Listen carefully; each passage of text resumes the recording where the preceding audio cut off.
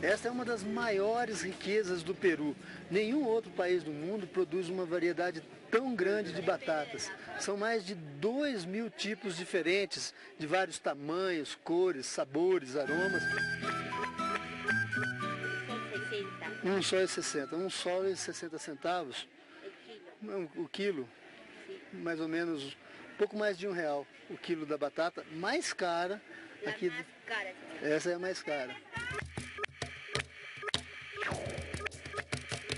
Essa é uma típica padaria aqui de Cauca. Olha só, os pães são feitos e vendidos na hora.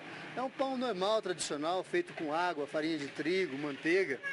A diferença é que o forno é forno a lenha. Ele coloca ali e já tira o pão aqui, ó, sai quentinho e é vendido na hora. Quanto custa o pão? 20 centavos? 20 centavos cada um? Cada um. 20 centavos de... tá quentinho, não é? Ai, tá bem quente, viu? Tá crocante. Muito quente, tá crocante também.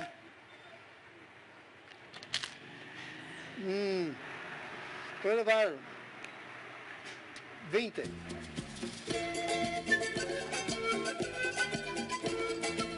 Aqui o corte do gado ainda é no serrote mesmo.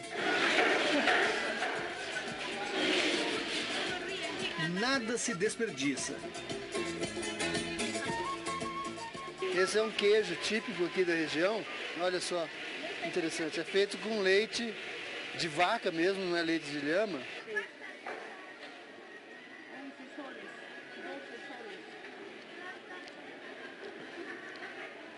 Não tem muita diferença do queijo brasileiro que a gente conhece lá. É um pouquinho mais salgado, mas é gostoso. No Peru existem 75 variedades diferentes de milho. Interessante que no meio de tantos alimentos, olha só o que eles vendem aqui. Isso não é comida não, confete. É porque normalmente o povo da região dos Andes, quando eles compram esses produtos, eles costumam fazer oferendas para Pachamama, que é a Mãe Terra. Então, além dos alimentos, eles levam também esses confetes para fazer essas oferendas.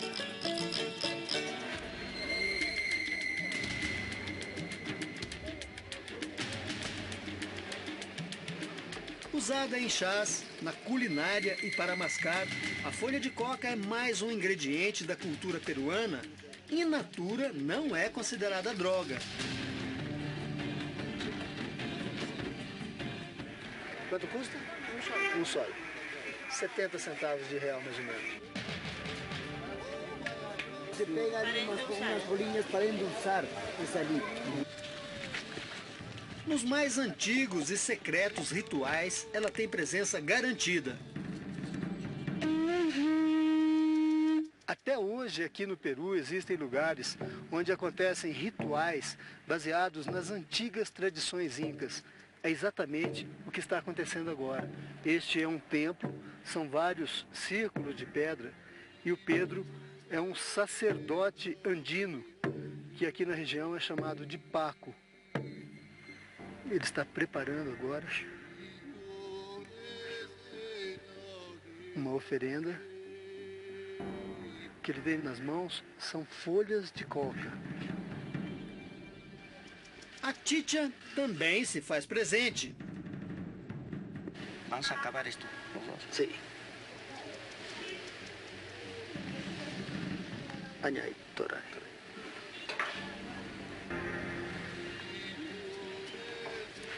Bebi todo. Um abraço. Hali! Hali! Hali! Hali! Hali! Hali! Hali! Esse? Graças. O guardião é testemunha e sela a oferenda de Paco à natureza e aos mistérios escondidos por milênios pela Mãe Terra.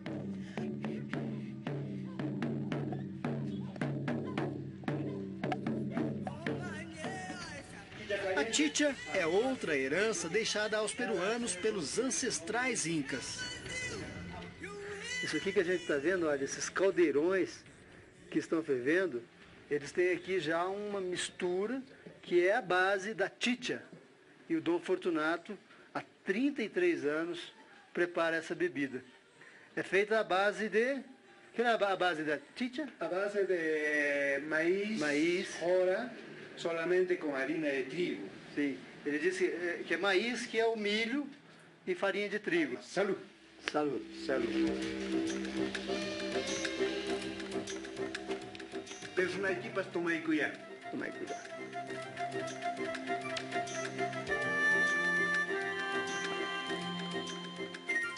Ali em Chucas? É saboroso, lembra um pouquinho a cerveja, seria uma cerveja sem estar tão fermentada, não tem muito álcool. Álcool tiene del maíz álcool natural. Natural. 3% puede ser. 3%, 3 graus de álcool, menos do que teria numa cerveja. Não vai ficar borracho? No, no se va a borrachar, no se va a borrachar. Eu perguntei se ia ficar bêbado se tomasse tudo. No está adulterado para que se borrache. ¿Sí? Cuando la chicha está adulterada, sí, con un vaso puedes borrachar. Pero ¿sí? con esto no. Este tiene que tomar 3, 4, 5 vasos para borrachar. Para borrachar. Não, Así es. solo isso está bueno. Um jogo diferente para combinar com um ambiente de descontração da chicheria. Esse é um jogo tão tradicional quanto as chicherias. Se chama Jogo do Sapo. É muito interessante. É uma caixa toda artesanal e tem um sapo aqui. O jogo consiste no seguinte, em jogar uma ficha como essa para tentar acertar a boca do sapo. Se não acertar aqui, qualquer um desses lugares onde cai, olha aqui na gaveta, tem uma pontuação diferente. A maior pontuação, 5.000 pontos, é se acertar a boca do sapo. Aqui, quem fizer o menor número de pontos vai pagar a chicha. Usted, solamente 1.500. 1.500. 1.500. Eu pago a chicha. Paga la cuenta. Pago a conta.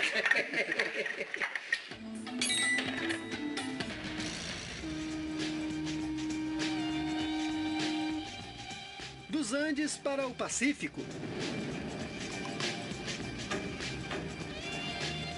Paracas é uma reserva nacional, uma gigantesca zona protegida formando um dos ecossistemas mais importantes do planeta.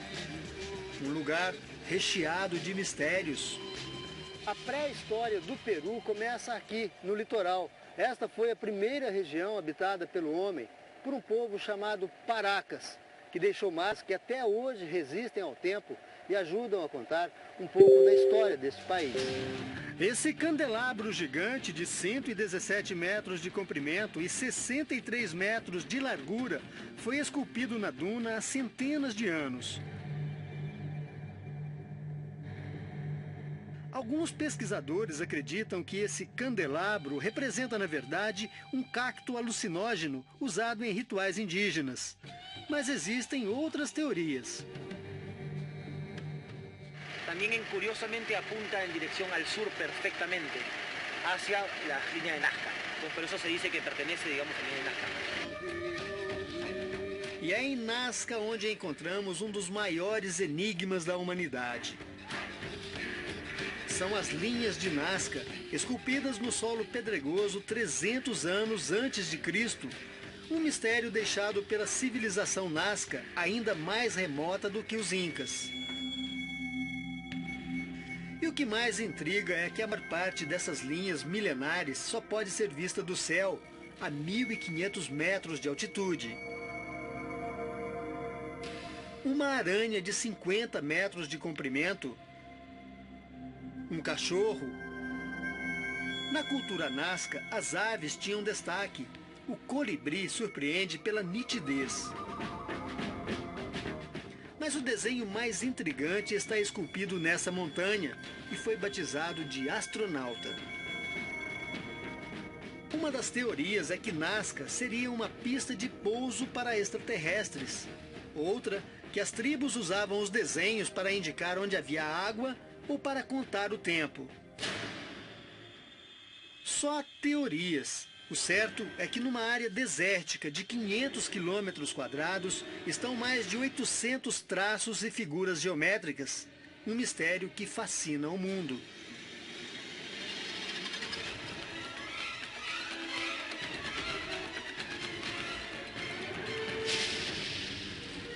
De volta a Paracas, problemas com a embarcação.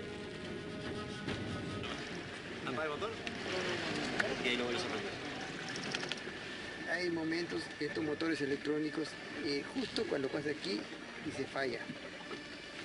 Se apaga? No se apaga, sino algo magnético que afecta el sistema eléctrico. Ele não sabe o que. No se sabe. Solamente frente al candelabro.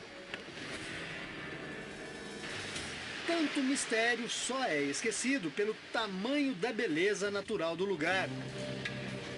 As Ilhas Balestas são o refúgio dos leões marinhos que aqui se reproduzem. Hoje, 37 mil leões marinhos usam as ilhas. Olha só como a gente está perto aqui do leão marinho, eu quase posso tocar ali a rocha. São animais muito dóceis, a gente se aproxima e eles continuam ali. Olha. Opa! Ataca também. Mas justamente por causa dessa docilidade, por permitir a aproximação do homem, é que esses bichos entraram na lista de animais ameaçados de extinção. As balestas possuem belas formações rochosas, um lugar fascinante. É como se o tempo tivesse parado por aqui, caminhos desenhados cuidadosamente pela natureza durante milhões de anos. As ilhas são também o recanto de milhares de aves. Quando a gente chega mais perto das ilhas, o que impressiona, além da beleza, é o cheiro, um cheiro forte, ruim, um fedor mesmo, que vem das pedras. Esse cheiro é provocado pelas fezes das aves que habitam a ilha. A quantidade de aves e de fezes é tão grande que a cada 6 meses funcionários do governo vêm para cá recolher essas fezes que vão ser utilizadas depois como fertilizantes pelos agricultores que vivem no continente. É proibido desembarcar nas ilhas, mas há sinais de vida humana por lá. Vejam só. Christian Pardales é fiscal da ilha.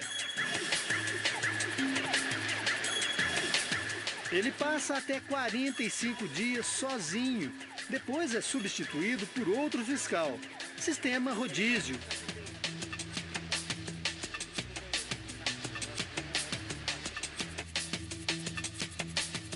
Christian conta que de manhã tem que medir a temperatura da água do mar. Faz isso 3 vezes ao dia. E como não se sentir bem nesse paraíso protegido pelos homens e pela própria Pachamama, a Mãe Terra?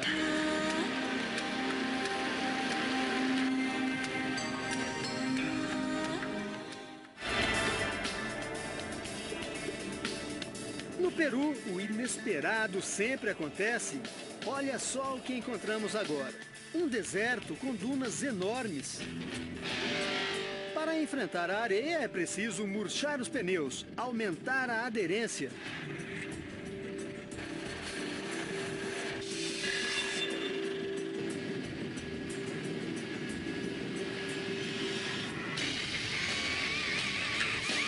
Boa parte dos 2.100 quilômetros da costa do Peru são áreas de deserto.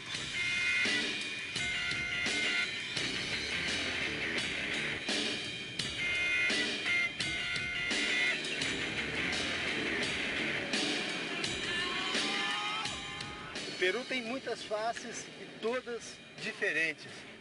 Estamos aqui a poucos quilômetros da praia, mas em pleno deserto. Um lugar maravilhoso e para alguns é sinônimo de aventura. Um hueco.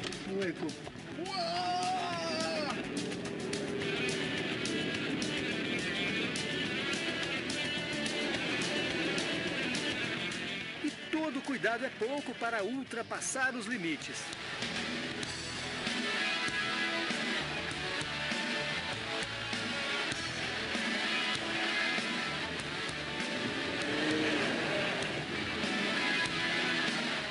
hay peligro?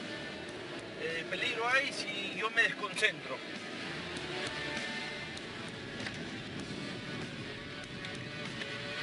É impressionante, a gente se sente como se estivesse num deserto, como o Saara, e existem dunas com mais de... olha!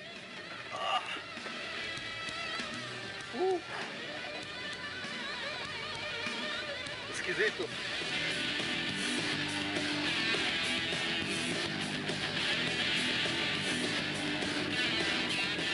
Mais trabalho pela frente. Seria impossível atravessar esse deserto se não fôssemos uma verdadeira equipe. Condições aqui são tão difíceis que às vezes, por mais experiência que tem, é preciso usar força bruta.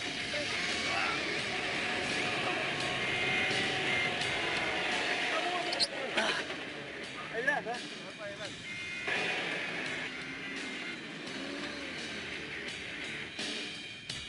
Continuar.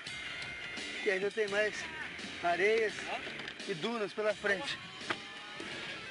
Mas todo esforço será recompensado. Não pense que por ser um deserto, este lugar não tem vida. Rios, a maioria deles subterrâneos, descem das encostas andinas e trazem, além de água, toneladas de nutrientes e sais minerais. Esta combinação faz com que os vales arenosos sejam extremamente férteis e neles brotam verdadeiros oásis.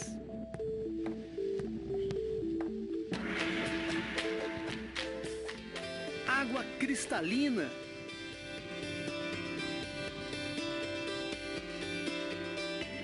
Um cenário capaz de evocar miragens.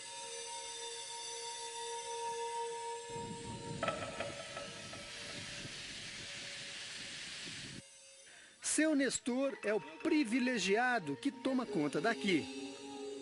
Bonito es el campo. Mira, antes fui hasta arriba, mira. Es bonito el paisaje. Como um paraíso.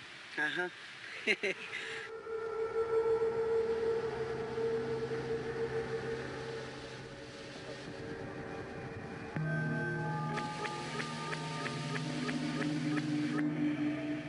Mas tão perto de tanta beleza, imagens de destruição.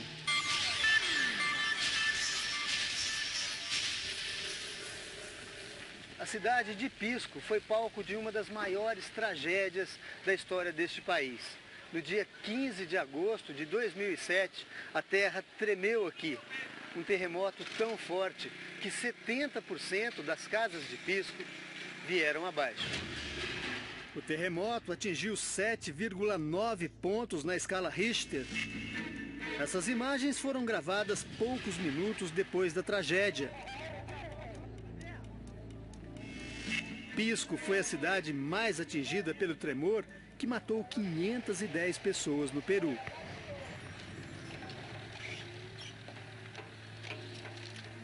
Equipes de peritos do Brasil registraram as dificuldades e a tempestade de areia na cidade que não via chuva há exatos 40 anos. A impressão que tinha é que tinha ocorrido um desastre total, uma bomba atômica, porque a cidade estava completamente destruída. As marcas do terremoto resistiram ao tempo nas ruas e na lembrança dos moradores. Perdi todo perdi, senhor. Mas a cidade que leva o nome da bebida nacional peruana luta para seguir adiante. E é nela que encontramos as maiores destilarias do país. O pisco é uma aguardente feita de um tipo especial de uva. Ela existe desde o tempo da dominação inca. Depois da fabricação vem o momento mais esperado, o preparo de um drink que faz sucesso no mundo inteiro, o pisco sour. Vamos a usar pisco quebranta viñas de oro. Uma dose de calda de açúcar, uma dose de suco de limão. Clara de huevo? Clara de ovo, só a clara. É uma mistura que pode ser substituída também por canela em pó. Que é a parte tradicional. Que é tradicional. Assim é. Salud.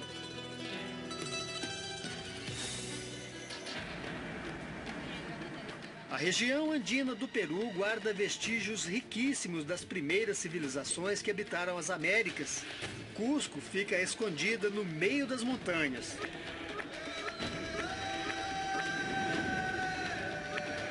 Diz a lenda que a capital do Império Inca, Cusco, foi fundada por Manco Cápac e Mama Ocllo, filhos do Deus Sol. O povo inca viveu por aqui muito tempo antes da chegada dos colonizadores espanhóis. E provas disso não faltam. Estamos em Sacsayhuamán, o maior conjunto arqueológico inca de Cusco. Vestígios de uma grande cidade habitada pelos antepassados. Esta é uma das maiores pedras desse conjunto arqueológico. Olha a altura dela.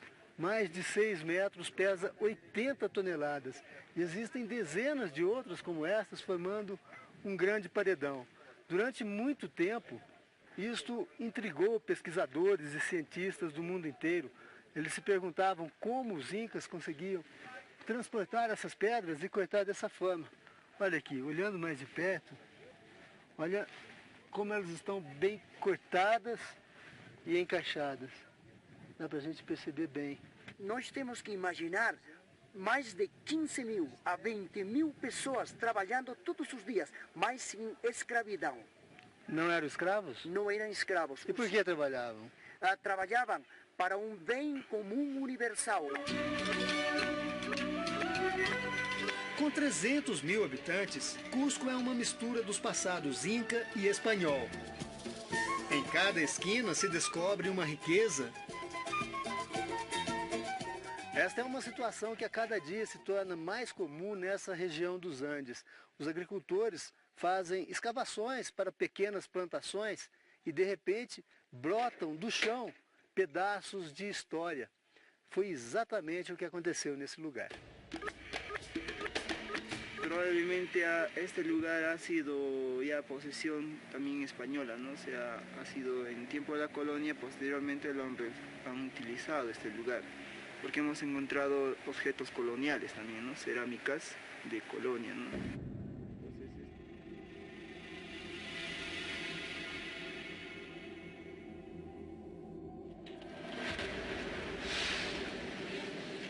Agora são 6 horas da manhã e nós estamos num dos lugares mais movimentados de Cusco. Aqui é a estação ferroviária e a gente vai embarcar agora rumo a Machu Picchu.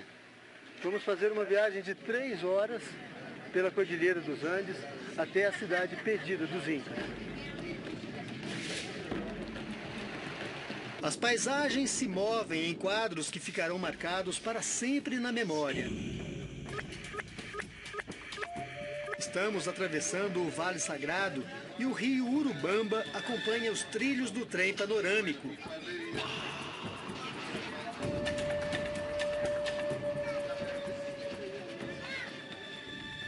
Um café para esquentar. As manhãs são bem frias por aqui.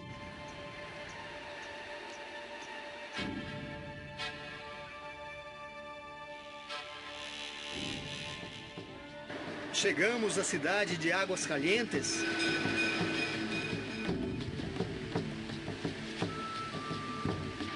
Daqui um ônibus nos levará até Machu Picchu.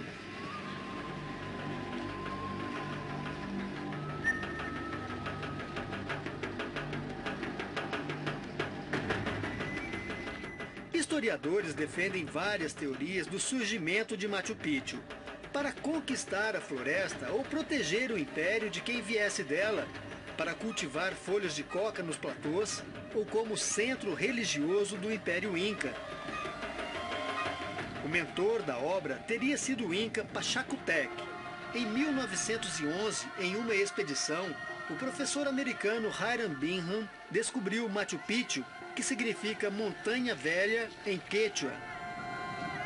Em 1983, a cidade foi declarada pela Unesco Patrimônio Cultural e Natural da Humanidade. Uma cidade perdida, flutuando em meio às nuvens. Uma Shangri-La de pedras nas montanhas dos Andes peruanos. Uma misteriosa cidade construída, ocupada e abandonada pelos Incas em menos de um século. Essa é Machu Picchu.